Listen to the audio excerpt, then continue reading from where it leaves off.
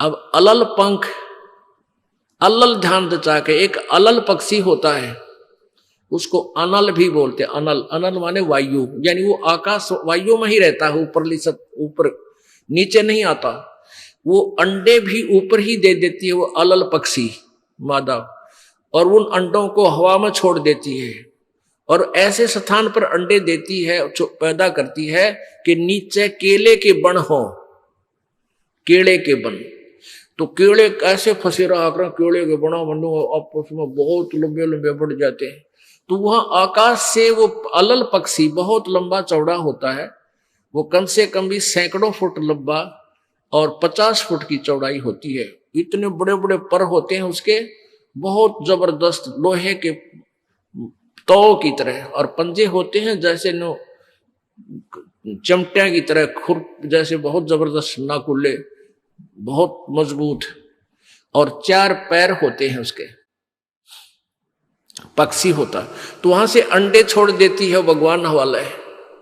अंडे नीचे आते हैं हवा की घर्षण से, वो परवरिश को यानी वो पक जाते हैं। और केले के अच्छे भारा भारा अंडे होते हैं, वो 2-2 दड़ी के, और ऊपर तो 1-1 दड़ी के, 5-5 किलो के, और ऊपर तो आते ही वो केलों के पत्तों पर आकर गिरते हैं। उन केलों को तोड़ते हुए सपीटते नीचे आते हैं।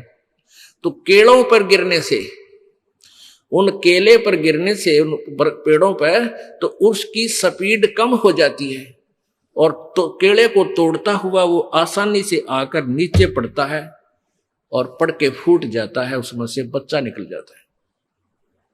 वो बच्चा वहां फिर उस वन में घूमता है, फिरता है, चारा चरता है, और फिर कुछ दिनों में वो उड़ने लग जाता है, यानी परिपक्व हो जाता है, वो प्रफुल्लित हो जाता है, और वो उड़ उड़ कर देखता है, काफी दूर तक उड़ता है, फिर वापस आ जाता है, 1-2 साल तक वही रहता है उस वन में। उन पक्षियों के साथ भी घूमता है, अपने मित्रों के साथ, जो दूसरे पक्षी होते हैं, अन्य जीव जंतुओं के साथ भी घूमता है, लेकिन उनमें उसकी मित्रता नहीं रहती है, क्योंकि उसको पता होता है कि मेरे माता पिता ऊपर हैं, यहां नहीं है। पुण्यात्मा, ये बहुत ही उत्तम ज्ञान है और छुपा हुआ ज्ञान था, ये तत्व ज्ञान है। इसको समझाने के लिए बहुत से उदाहरण आपके समक्ष पेश करने पड़ते हैं, ताकि आत्मा अपने परमात्मा की तरफ आकर्षित हो जाए। आपने कैसे रहना इस संसार में, ये अलल पंखी के, अलल पक्षी के बच्चों की तरह। अब वो यहां आए, यहां आसपास उस वन में पक्षी पशुओं के साथ रह रहे हैं, लेकिन उन एक पल भी वहां जाने को नहीं भूलते कि एक बार हम उड़न जोगे हो जावा, उसी दिन भाग जावांगे यहां से, हम जवान हो जावे तो उसी समय चल पड़ेंगे। तो जब वो युवा हो जाते हैं और खूब उड़ने योग्य हो जाते हैं, तो चलते समय कहते हैं 5 हाथियों को वो पक्षी, अलल पक्षी ऐसे लटक, क्योंकि उन केलों के वन में हाथी के भी झुंड के झुंड होते हैं, वहां होते थे पहले समय में, मतलब बने ना रहे, तो वहां झुंड के झुंड हाथी होते हैं, नो एक दूसरे के सट के चाला कर, सैकड़ों की संख्या में, कई झुंड।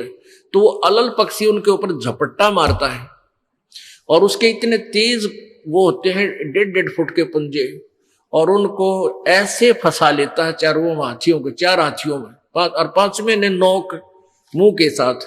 कहते 5 हाथियों को उठाकर वो अलल पक्षी आकाश में चला जाता है अपने माता पिता के पास, और फिर उनका आहार लेकर जाता है, वो आहार उससे उनसे करते हैं।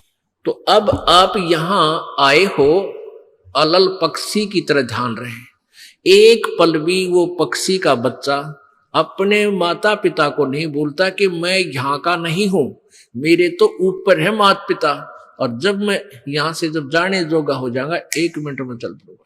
तो आप उस अलल पक्षी के बच्चे की तरह यहां अब तैयार हो, अच्छी खुराक खाओ राम नाम की, और मजबूत हो जाओ, और चलते समय इस राम नाम की कमाई लेकर ऊपर चलेंगे।